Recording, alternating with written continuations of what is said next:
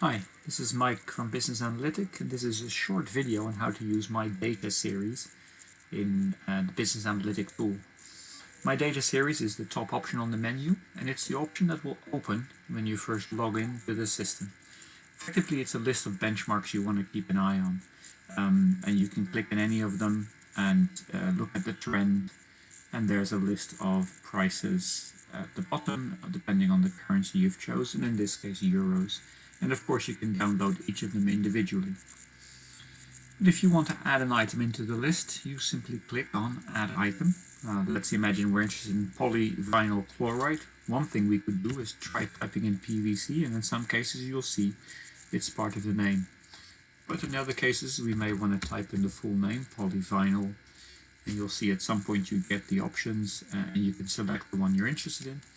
You could also just click on part of the name, and if you see one of the options, so polyvinyl chloride PVC for Africa, you can select that and delete the region to see what other regions there are available to you.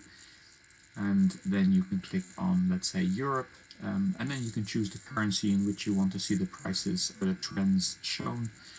You save that, and you'll find that that has then been added into your list of My Data series.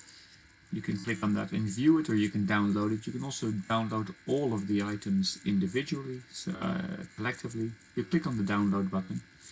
You have to indicate to the system which is the time period for which you want to download the data. In this case we go for December 23, so there'll be some forecast in the system as well. We can select the items. It can just be PVC for Europe, or we can select all, and then we click on the download button. And that will download a CSV file into your system with all the records that you've asked to download.